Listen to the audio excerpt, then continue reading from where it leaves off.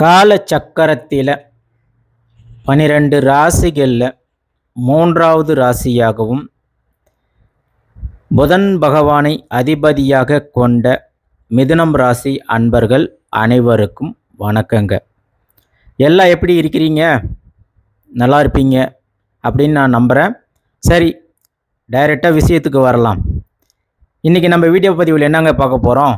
அதாவது இந்த மிதுனம் ராசிக்காரங்க, நீங்கள் வீட்டு பூஜை அறையில் எந்தெந்த சுவாமி படங்களை நீங்கள் வச்சு வழிபாடு செய்யும்போது வாழ்க்கையில் நல்ல முன்னேற்றம், கல்வி, அறிவு, செல்வம், குடும்ப சந்தோஷம், பிள்ளை பாக்கியம், உடல் ஆரோக்கியம், இது எல்லாமே கிடைக்கும்.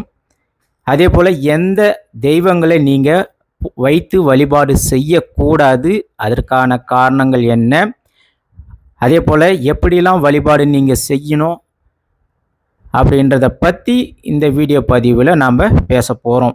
சரிங்களா? அதனால் இந்த வீடியோ பதிவை முழுசாக ஸ்கிப் பண்ணாமல் பாருங்கள். டைரெக்டாக நம்ம வீடியோக்குள்ளே போகலாம். சரி, மிதுன ராசிக்காரங்கன்னா யாருங்க? அதாவது வாயு தத்துவத்தை அடிப்படையாக கொண்டு இருக்கக்கூடிய மிதுன ராசிக்காரர்கள் புதன் ஆட்சி கொண்டு இருக்கிறார். அதனால் இந்த மிதுன ராசிக்காரங்களை பொறுத்த வரைக்கும் நல்ல புத்திசாலித்தனமாக இருக்கக்கூடியவங்க, கற்பனை திறன் அதிகம், எந்த ஒரு விஷயமாக இருந்தாலும் சுறுசுறுப்பாக செய்வாங்க, பேச்சு திறமை இவங்க கிட்ட அதிகங்க. அதாவது இவங்க ஒரு சபையிலையோ ஒரு மேடையில் எங்கேயாவது ஒரு பொது கூட்டத்தில் பேசுகிறாங்கன்னா இவங்க பேசும்போது எல்லாரும் இவங்கள தான் கவனிப்பாங்க. அதே போல் மற்றவங்களை சந்தோஷப்படுத்தக்கூடிய ஆற்றலும் உடையவங்க நீங்கள் மட்டும்தாங்க. அந்த அளவுக்கு நல்ல பேச்சாற்றலும் சுறுசுறுப்பாகவும் இயங்கக்கூடியவங்க, எதை எடுத்தாலும் ஒரு ஆர்வத்துடன் செய்யக்கூடியவங்க நீங்கள் தாங்க மிதுன ராசி அன்பர்களே. அது மட்டும் இல்லாமல் உங்களை பொறுத்த வரைக்கும் புதன் பகவான் ஆட்சி அதிபதியாக இருக்கிறதுனால இயல்பாகவே உங்களுக்கு நல்ல கல்வி, நல்ல அறிவு, சரிங்களா, இது எல்லாம் இருக்குது. அதே போல் தொழில் செய்கிறதும் பார்த்திங்கன்னா நல்ல வியாபாரமாக இருக்கட்டும், வாணிபம், மார்க்கெட்டிங்கு, ஷேர் மார்க்கெட்டிங், இது எல்லாத்துலேயுமே மிதுன ராசிக்காரங்களை அடிச்சிக்கவே முடியாதுங்க. அந்த அளவுக்கு புது புது ஐடியா, புது புது யோசனைகளை கொடுக்கக்கூடியவங்க, டக்குன்னு முடிவெடுக்கிறதுல மிதுன ராசிக்காரங்களை அடிச்சிக்கவே முடியாது. இன்னொரு முக்கியமான விஷயம் என்னன்னு பார்த்தீங்கன்னா, அந்த மிதுன ராசிக்காரங்க அந்த 12 ராசிகளில் மற்றவங்களுக்கு நன்மை செய்கிறது, கற்றுக் கொடுக்கறதுல, இனிமையாக பேசுறதுல, அதே சமயம் நேர்பட பேசுறதுல மற்ற ராசிக்காரங்களை விட உங்களை அடிச்சிக்கவே முடியாதுங்க. அந்த அளவுக்கு நல்ல அன்பு மனம் கொண்டவர்களும் நீங்கள் தாங்க. அதே போல் அறிவுத்திறன் அதிகம், ஒரு விஷயத்தை உடனே புரிஞ்சிக்குவீங்க. ஒரு ஸ்கூலில் படிக்கிற மாணவனாக இருக்கிறீங்கன்னா, பாடம் சொல்லி கொடுக்குறாங்கன்னா அந்த இடத்துல நீங்கள் ஒரு டைம் அந்த பாடத்தை கேட்டால் போதும், நல்லா அப்சர்வ் பண்ணி வச்சுக்குவீங்க. அதே போல் சமூக வட்டாரத்தில் உங்களுக்குன்னு தனி கூட்டமே இருக்குங்க. மிதுன ராசிக்காரங்களை பொறுத்த வரைக்கும் நண்பர்களுடைய ஆதிக்கம் அதிகமாக இருக்கும். நல்லா எல்லாருக்கிட்டையுமே சகஜமாக பழகக்கூடிய தன்மை உங்ககிட்ட மட்டும் இருக்குங்க. புத்திசாலித்தனம், சாமர்த்தியமாக பேசுறது, எந்த ஒரு வேலை வாய்ப்பாக இருந்தாலும் சரி அந்த இடத்துல மிதுன ராசிக்காரர்கள் முன்னோடியாக இருப்பாங்க. அதே போல் உங்களுடைய பலவீனம் அப்படின்னு பார்த்தீங்கன்னா, அடிக்கடிக்கு உங்களுடைய டெசிஷன் மாற்றிட்டே இருப்பீங்க. சில நேரத்தில் ரொம்பவே பேசி மற்றவங்களே போர் அடிக்க வச்சுருவீங்க. ஆனால் உங்ககிட்ட ஆழமான பாசம் இருக்கிறதுனால அதை புரிஞ்சிக்க மாட்டாங்க. சரிங்களா? அதில் நீங்கள் மைனஸ் ஆயிடுறீங்க. உங்களுடைய பாசம் உண்மையானது தான், ஆனால் அது மற்றவங்க ஏற்றுக்க மாட்டாங்க. உதாரணமாக சொன்ன போனால், ஒரு மிதுன ராசிக்காரர்கள் வியாபாரம் தொடங்குறீங்கன்னு வச்சுக்காங்க.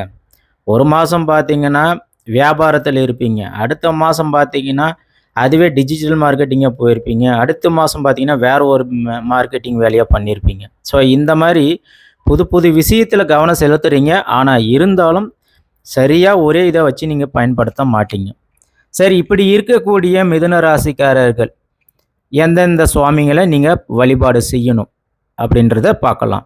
பொதுவாக மிதுன ராசிக்கு அதிபதி புதன் பகவான் அல்லவா? அப்போ புதன் பகவானுக்கு அதிபதியாக யார் இருக்கிறாங்க? அதாவது விஷ்ணு பகவான். நரசிம்மர் தான் உங்களுக்கு வந்து பார்த்தீங்கன்னா உங்கள் ராசிக்கு அதிபதியாக இருக்கிறார். அதனால் முடிஞ்ச வரைக்கும் மிதுன ராசிக்காரர்கள் விஷ்ணு பகவானை வழிபாடு செய்கிறது நல்லதுங்க. சரி, மேட்ருக்கு வரலாம். அதாவது ஒரு காலகட்டத்தில் வந்து பார்த்தீங்கன்னா பூஜை அறை அப்படின்றது ஒரு வீடுன்னு இப்போ கட்டுறங்க. என்ன அந்த வீடு கட்டினா சுவாமிக்குன்னு தனியாக ஒரு இடம் ஒதுக்கி, அதாவது நம்ம பூஜை கடவுளுக்குன்னு ஒரு இடத்த ஒதுக்கணும். ஆனால் சில பேர் வந்து பார்த்திங்கன்னா பூஜை அறை அப்படின்றது இப்போ யாருமே பெருசாக வைக்கிறது கிடையாது. சில பேர் சொல்லுவாங்க, நாங்கள் இருக்கிறதே வாடகை வீட்டில், அதில் நாங்கள் இன்னும் பூஜை வேறு தனியாக வைக்க முடியுமா அப்படின்னு சில பேர் கேட்பீங்க. அதாவது அதுலேயும் சில பேர் வந்து பார்த்திங்கன்னா இருக்கிறது 2 ரூம்பாக இருந்தாலும் சரி, அந்த 2 ரூமில் சுவத்தில் சுவாமி ஃபோட்டோவை வச்சு அதுக்கு ஒரு ஸ்க்ரீன் மாட்டி அந்த இடத்த மட்டும் சுத்தமாக வச்சு பராமரிக்கிறவங்களும் இருக்கிறாங்க. சரி, அப்போ எங்கிட்ட இடமே இல்லை சுவாமி, எங்களுக்கு ஒரு ஹாலு ஒரு கிச்சன் தான் இருக்குது, அப்போ நாங்கள் கிச்சனில் எங்கே வைக்கிறது அப்படின்னு கேட்கலாம். அதே போல் சில பேர் வந்து பார்த்திங்கன்னா கிச்சனில் கூட அந்த சுவத்தில் சாமி ஃபோட்டோவை வச்சு ஸ்க்ரீன் மாட்டி அந்த இடத்த மட்டும் பயன்படுத்தாமல் நல்லதுக்கு மட்டும் பூஜை செய்கிறதுக்கு மட்டும் பயன்படுத்துகிறவங்களும் சில பேர் இருக்கிறாங்க. அது மட்டும் இல்லாமல் ரெடிமேடாக பூஜை அறைகளும் இருக்குது வுட்டில், அதை வாங்கி கூட நம்ம வச்சு பயன்படுத்தலாம். சரி, அப்படி இருக்கும்போது இந்த மிதுன ராசிக்காரர்கள் பூஜை அறையை எப்படி வச்சுக்கணும், பூஜை அறையில் எந்த சுவாமிகளை வச்சு வழிபாடு செய்யணும் அப்படின்றத பார்க்கலாம். ஜென்ரலாக வந்து ஒரு விஷயத்தை பார்க்கலாம். இதுக்கு முன்னாடிலாம் நம்மளுடைய மூதாதையர்கள் பெரியவங்களாம் என்ன செஞ்சாங்கன்னா, ஒரு வீடு புதுசாக கட்டுறாங்கன்னா அதுக்கு கிரகப்பிரவேசம் பண்ணுவாங்க, பால் பொங்குவாங்க. அப்படி பால் பொங்கும்போது பெரியவங்க ஒரே ஒரு சுவாமி ஃபோட்டோவை தான் எடுத்துகிட்டு வந்து கொடுப்பாங்க, வீட்டில் வைக்குவாங்க. அது என்னன்னு தெரியுங்களா? அதாவது 5 சுவாமிகள் இருக்கக்கூடிய ஒரே ஒரு ஃபோட்டோவை தான் குறிப்பாக பெரியவங்க இதுக்கு முன்னாடி வைத்து வழிபாடு செஞ்சாங்க. ஆனால் இன்றைக்கி இருக்கிற காலகட்டத்தில் அப்படி கிடையாது. ஒரு சில பேருக்கு சிவனை பிடிக்கும், ஒரு சில பேருக்கு அம்மனை பிடிக்கும், ஒரு சில பேருக்கு பெருமாளை பிடிக்கும். அப்படின்னு அவங்கவுங்களுக்கு பிடிச்ச மாதிரி ஒரு ஃபோட்டோஸை எடுத்து வீட்டில் வச்சு வழிபாடு செய்கிறாங்க. அது கரெக்டு தான், இல்லைன்னு சொல்லலை. பட் இருந்தாலும் பொதுவாக இந்த ஒரு ஃபோட்டோ இருந்தாவே போதுங்க, உங்கள் வீட்டில் செல்வம், அருள் சக்தி, பணம், கல்வி, ஞானம், தொழில், வியாபாரம், திருமணம் இப்படின்ட்டு எல்லா செல்வங்களும் உங்களுக்கு கிடைக்குங்க. அதாவது 5 தெய்வங்கள் இருக்கக்கூடிய ஃபோட்டோஸை நீங்கள் வச்சு வழிபாடு செய்யணும்.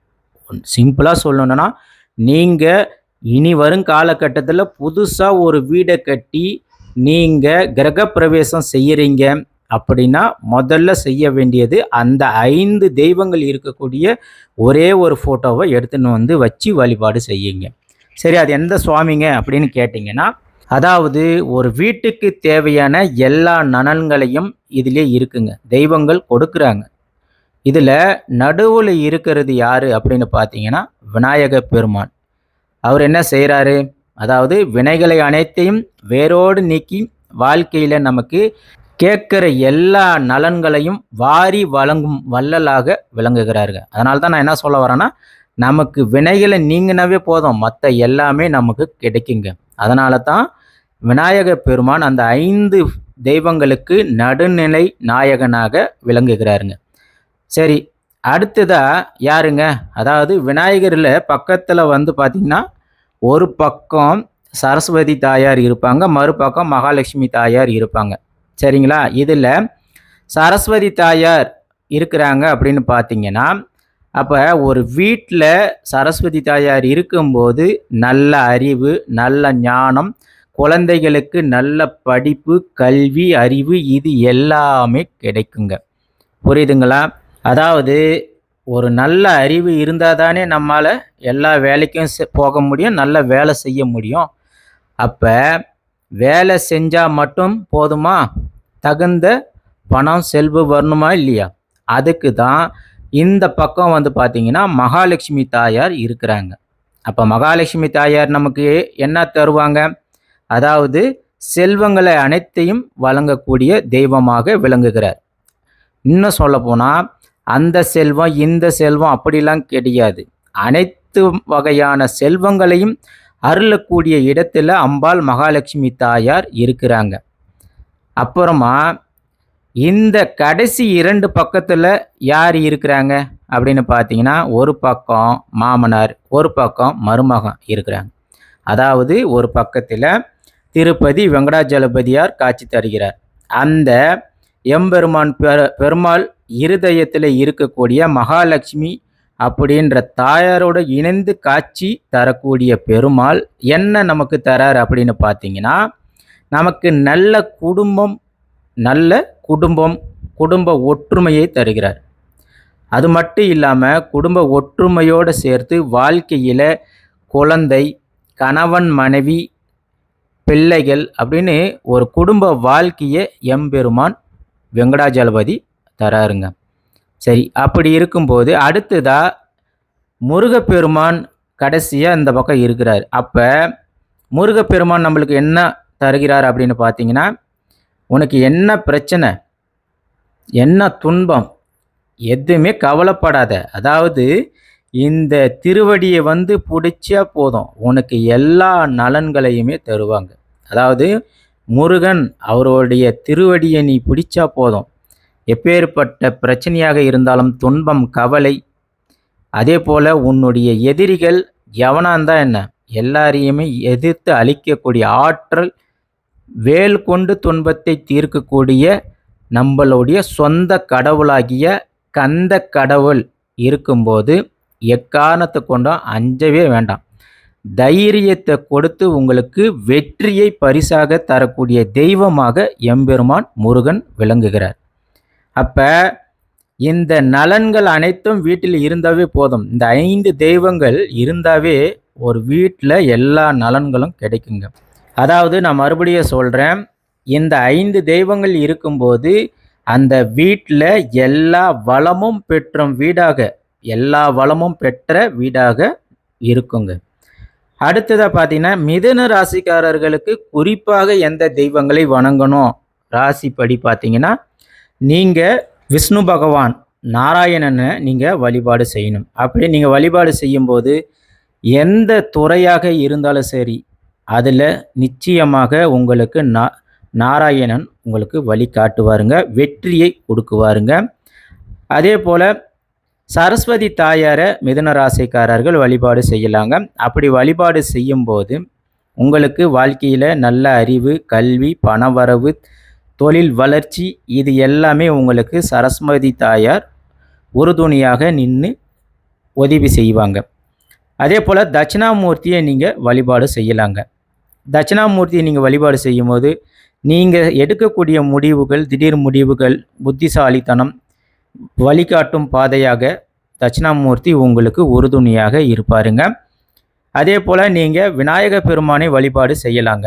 மிதுன ராசிக்காரர்கள் ஏதாவது ஒரு விஷயத்தில் இறங்குறீங்க, செய்ய நினைக்கிறீங்க, அதுக்கு சில தடை தாமதங்கள் ஏற்படுதுன்னா அதை அனைத்தையும் முறியடிக்கக்கூடிய இடத்துல விநாயக பெருமான் இருக்கிறாரு. அதனால் விநாயக பெருமானையும் நீங்கள் வழிபாடு செய்யலாங்க. அது மொத்தத்தில் மிதுன ராசிக்காரர்கள் மகாவிஷ்ணுவை முக்கியமாக வணங்கணும். சரஸ்வதி தாயாரை வணங்குங்க, தட்சிணாமூர்த்தியை வணங்குங்க, விநாயகரை வணங்குங்க. விநாயகரை நீங்கள் வணங்கும்போது தடைகள் அனைத்தையும் விலகுவாருங்க. அதே போல் முடிஞ்ச ஐகிரீவரை வணங்குங்க. அப்படி ஐகிரீவரை நீங்கள் வணங்கும்போது உங்களுக்கு குழந்தை பாக்கியம், திருமண தடைகளை எல்லாத்தையுமே நீக்குவாருங்க. சரி, மிதுன ராசிக்காரர்கள் எந்த தெய்வத்தை நீங்கள் வணங்கக்கூடாது? அதே சில பேர்லாம் கேட்கலாம், ஏன் நாங்கள்லாம் மகிஷாசுரக்க மத்தினி காளியை வணங்கக்கூடாதா, இல்லை ராகு கேது சனி பகவானெல்லாம் வணங்கக்கூடாதா, நரசிம்மர் மூர்த்தி அவரை வணங்கக்கூடாதா, உக்கரமாக இருக்கக்கூடிய நரசிம்மரெல்லாம் நாங்கள் வணங்கக்கூடாதா அப்படின்லாம் கேட்கலாம். பொதுவாக மிதுன ராசிக்கு அதிபதி புதன் பகவான் அப்படின்றதுனால நீங்கள் கடுமையான தீவிர சக்தி கொண்ட தெய்வங்களை நீங்கள் வணங்கக்கூடாது. ஏன்னா நீங்கள் நுண்ணிய புத்திசாலித்தனத்தை பாதிக்கும். அதாவது உங்களுடைய நுண்ணிய புத்திசாலித்தனத்தை பாதிக்கும். உதாரணமாக நீங்கள் உக்கிர ரூபத்தில் இருக்கக்கூடிய காளி, பிரசண்ட சக்தி வடிவங்களை நீங்கள் வணங்கும்போது மிதுன ராசிக்காரர்களுக்கு வாழ்க்கையில் மன அமைதி குறையுங்க. அதே போல் ஏதாவது ஒரு விஷயத்துக்கு முடிவு எடுக்கிற திறன் உங்களுக்கு குறையும். சில விஷயங்கள் குழப்பத்தை உண்டாக்கும். அதே போல் நீங்கள் சனி பகவானை வழிபாடு செய்யலாமா அப்படின்னா, சனி பகவானை நீங்கள் வீட்டில் வைத்து வழிபாடு செய்யக்கூடாது. அதை மட்டும் தான் நான் சொல்கிறேன். நீங்கள் ஆலயங்களுக்கு போகிறீங்கன்னா, நீங்கள் தாராளமாக சனீஸ்வர பகவானை ஆலயத்தில் வழிபாடு செய்யுங்க. அதுலேயும் ஆலயத்திலையும் கூட சனி பகவானை நேருக்கு நேராக நின்று வழிபாடு செய்யக்கூடாது. ஒன்று இடதுபுறமாக நின்று வழிபாடு செய்யணும், இல்லைன்னா வலதுபுறமாக நின்று தான் வழிபாடு செய்யணும். அதுதான் சனி பகவானுக்கு ஏற்ற முறையும் கூட. ஆனால் இப்போ இருக்கிற காலகட்டத்தில் பல பேரை பார்த்துருக்குறோம், சனி பகவானை நேருக்கு நேராக தான் நின்று கும்பிடுறாங்க. அது முற்றிலும் தவறு. அதை மாற்றிக்காங்க. சரி, வீட்டில் உக்கிர தெய்வங்களை வச்சு வழிபாடு செய்யாதீங்க மிதுன ராசிக்காரங்க. அதே போல் சனி பகவானையும் வீட்டில் பூஜை அறையில் ஃபோட்டோவாக மாட்டி வச்சு வழிபாடு செய்கிறது முற்றிலும் தவிர்த்துக்காங்க. ராகு கேது இவங்களையும் வழிபாடு செய்கிறது தவிர்த்துக்காங்க. ஏன்னா புதன் சக்தியை அடக்கி ஆளக்கூடிய, அதாவது புதன் பகவான் கல்வி ஞானம் அறிவெல்லாம் கொடுக்கக்கூடியவங்க. ஆனால் சனி ராகு கேதுலாம் யார்? ஒருத்தன் தவறு செய்கிறான்னா அவனுக்கு தண்டனை கொடுக்கக்கூடிய தெய்வங்களாக தான் சனி பகவானும் ராகு கேதுலாம் இருக்கிறாங்க. அதே போல் கர்ம பலன்களை கொடுக்கக்கூடிய தெய்வங்களும் இவங்க தான். அதனால் இந்த தெய்வங்களை வீட்டில் வச்சு வழிபாடு செய்யாதீங்க. முடிஞ்ச வரைக்கும் எந்திரங்களையும் நீங்கள் வீட்டில் வச்சு வழிபாடு செய்யாதீங்க. உக்கிரமாக இருக்கிற இயந்திரங்களை வச்சு வழிபாடு செய்யாதீங்க. முடிஞ்சால் சரஸ்வதி விநாயக இயந்திரங்களை வச்சு நீங்கள் வழிபாடு செய்கிறது நல்ல வாழ்க்கையில் செல்வத்தை பெருக்கும். அதே போல் நீங்கள் சில பேர் கேட்கலாம், எனக்கு அப்பா அம்மா தான் முதற் கடவுள், அதே போல் என்னுடைய பெரியவங்க எங்களுக்கு நல்லது செஞ்சுருக்கிறாங்க, அவங்க ஃபோட்டோவை நாங்கள் பூஜை அறையில் வைத்து வழிபாடு செய்யலாமா அப்படின்னு கேட்கலாம். குறிப்பாக மிதுன ராசிக்காரர்கள் உங்களுடைய அப்பா அம்மா மூதாதையர் ஃபோட்டோஸை பூஜை அறையில் எக்காரணத்தை கொண்டு வைத்து வழிபாடு செய்யக்கூடாது. அது உங்கள் குடும்பத்திற்கு நல்லதும் கிடையாது. அதாவது தாய் தந்தையாக இருந்தாலும் சரி, நம்மளுடைய மூதாதையர்களாக இருந்தாலும் சரி, அவங்க ஒரு சாதாரண மனுஷனுங்க தான். அதாவது இந்த மனுஷனாக ஆசை பாசம் கோபம் இன்பம் துன்பம் பொறாமை நன்மை தீமை இது எல்லாத்தையும் தாண்டி இவங்க ஆத்மா பிரிஞ்சிருக்கு. புரிஞ்சுக்காங்க. இது எல்லாத்தையும் அனுபவித்த ஒரு ஆத்மாவாக பிரிஞ்சிருக்கிறாங்க. அப்படி இருக்கும்போது இவங்களை தெய்வத்தோடு ஒப்பிட முடியாது. அதனால் வீட்டில் எங்கே நீங்கள் வைக்கலாம் அப்படின்னு பார்த்தீங்கன்னா, பூஜை அறையில் தயவு செஞ்சு வைக்கக்கூடாது. ஆனால் இவங்களை வடக்கு திசையில் தெற்க நோக்கி பார்க்குற மாதிரி நீங்கள் ஃபோட்டோஸை வச்சு வழிபாடு செய்யுங்க. புரிஞ்சுதுங்களா?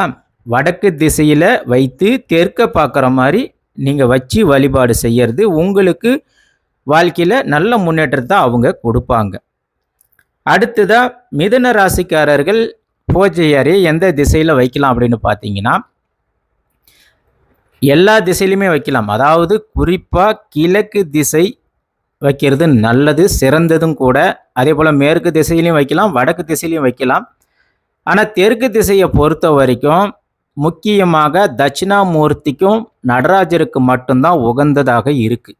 அதனால் நீங்கள் தெற்கு திசையை தவிர்த்து கிழக்கு மேற்கு வடக்கு இந்த 3 திசைகளை நீங்கள் பூஜை அறையை வைத்து வழிபாடு செய்யலாங்க. அடுத்ததாக மிதுன ராசிக்காரங்க பூஜை அறையை எப்படி பராமரிக்கணும், பூஜைகள் எப்படி செய்யணுன்றதை பார்க்கலாம். முதல்ல உங்களை பொறுத்த வரைக்கும் பூஜை அறையை சுத்தமாக வச்சுருக்கணும், நல்லா காற்றோட்டமாக வச்சுருக்கணும், அழுக்கு படிஞ்சு இருக்கக்கூடாது, ஒற்றை இருக்கக்கூடாது. சரிங்களா? சுத்தமாக வச்சுருக்கணும். அதே போல் வெள்ளை மஞ்சள் பச்சை இந்த நிறத்தாலான மலர்களை நீங்கள் சாமிக்கு பூஜை செய்யலாம் வச்சு. முடிஞ்ச வரைக்கும் மிதுன ராசிக்காரர்கள் புதன்கிழமை அன்று தினத்தில் நீங்கள் சிறப்பாக பூஜை செய்யணும். முடிஞ்சால் துளசி மாலை, நெல்லிக்காய், மூங்கில் பூ இதெல்லாம் கொண்டு நெய்வேத்தியம் செஞ்சு வழிபாடு செய்கிறது உங்களுக்கு வாழ்க்கையில் நீங்கள் நினைக்கிறது கண்டிப்பாக வெற்றியை கொடுக்கும். அதே போல் முடிஞ்சால் தினமும் விளக்கு ஏற்றுறதும் நல்லதுங்க. புதன்கிழமை நாட்களில் நீங்கள் வழிபாடு செய்யும்போது உங்களுக்கு வாழ்க்கையில் கல்வி, படிப்பு, பண வரவு, அதே போல் ஏதாவது தடை தாமதங்கள், தொழில் வளர்ச்சி, வியாபாரம் முன்னேற்றம், குடும்பத்தில் சண்டை சச்சரவு, திருமண தடை இது எல்லாமே உங்களுக்கு நீங்குங்க. அதே போல் நீங்கள் விஷ்ணு பகவானை வழிபாடு செய்யும்போது ஏகாதசி மாதத்தில் வரக்கூடிய ஏகாதசி அன்று, அதுக்கப்புறமா விஷ்ணு பகவானுக்கு உகந்த நாட்களில் எந்த நாட்கள்லையும் நீங்கள் விஷ்ணு பகவானை வழிபாடு செய்கிறது உங்களுக்கு நல்ல முன்னேற்றத்தை கொடுக்கும். அமாவாசை நாட்களில் பித்ரு பூஜைகள் செய்யும்போது உங்களுடைய மூதாதையர்கள் உங்களுக்கு நல்ல வழிகாட்டியாக இருப்பாங்க. அதே போல் முடிஞ்ச வரைக்கும் மிதுன ராசிக்காரங்க பச்சை நிற ஆடைகளை அணிவதை பயன்படுத்துறது நல்லதுங்க. அதுவும் குறிப்பாக புதன்கிழமை நாட்களில் பச்சை நிற ஆடைகளை பயன்படுத்துறது மிகவும் உகந்தது. துளசி செடியை வீட்டான வச்சு வளங்க. குழந்தைங்களுக்கு நல்ல கல்வி பொருட்களை தானம் பண்ணுங்க. அதாவது உங்களுக்கு முடிஞ்ச வரைக்கும் குழந்தைங்களுக்கு கல்வி சார்ந்த பொருட்களை வாங்கி கொடுக்கறது நல்லதுங்க. உங்களை பொறுத்த வரைக்கும் 5, 14, 23 இந்த தேதிகளில் உங்களுக்கு உகந்த நாட்களாக இருக்குங்க. அதனால் மிதுன ராசி அன்பர்களே, நீங்கள் வாழ்க்கையில் நல்ல அறிவும் பேச்சாற்றலும் புத்திசாலித்தனமும் வாழ்க்கையில் நல்ல முன்னேற்றத்துக்கு போகிறதுக்கு உங்களுக்கு புதன் பகவான் உறுதுணையாக இருப்பாருங்க. அது மட்டும் இல்லாமல் நீங்கள் நாராயணனை வழிபாடு செய்கிறது மிக மிக அவசியம். சரஸ்வதி தாயாரை விநாயக பெருமானை நீங்கள் வழிபாடு செஞ்சீங்கன்னா உங்களுக்கு வியாபாரம் பெருகும், தொழில் முன்னேற்றம் உண்டாகும், பண வரவு, வேலை செய்கிற இடத்துல உங்களுக்கு நற்பெயர் கிடைக்கும், ப்ரொமோஷன் இது எல்லாமே கிடைக்கும். அதே போல் நீங்கள் சரஸ்வதி தாயாரை அம்பாளை வணங்கலாம். நீங்கள் தாராளமாக அம்பாளை நீங்கள் வணங்கலாம். அப்படி வணங்கும்போது உங்களுக்கு செல்வம் கிடைக்கும், குடும்பத்தில் சாந்தி நிலைக்கும், திருமண தடைகள் அனைத்தும் விலகும், குழந்தை இல்லாதவங்களுக்கு குழந்தை பாக்கியம் உண்டாகும், உடல் ஆரோக்கியம் மேம்படுங்க. சரியா? அதனால் மிதுன ராசிக்காரர்கள் இந்த வழிமுறைகளை நீங்கள் பின்பற்றினா வாழ்க்கையில் கண்டிப்பாக நல்ல முன்னேற்றத்துக்கு போகலாம். அது மட்டும் இல்லாமல் ஆன்மீகம் சம்மந்தப்பட்ட ஏதேனும் சந்தேகங்கள் இருந்தாலும் கமெண்ட் பாக்ஸில் கமெண்ட் பண்ணுங்கள், அதுக்கு நாங்கள் பதில் தரோம். அதோடு இல்லாமல் உங்களுக்கு ஆன்மீகத்தில் வேறு ஏதேனும் பதிவுகள், வீடியோ பதிவு வேணும்னாலும் கமெண்ட் பாக்ஸில் கமெண்ட் பண்ணுங்கள், நாங்கள் அந்த வீடியோ பதிவு போடுறோம். இந்த வீடியோ பதிவு உங்களுக்கு பிடிச்சி இருந்துச்சுன்னா மறக்காமல் உங்கள் ஃப்ரெண்ட்ஸுக்கு ஷேர் பண்ணுங்கள், லைக் பண்ணுங்கள், கமெண்ட் பண்ணுங்கள். நன்றி, வணக்கம். அடுத்த வீடியோவில் பார்க்கலாங்க.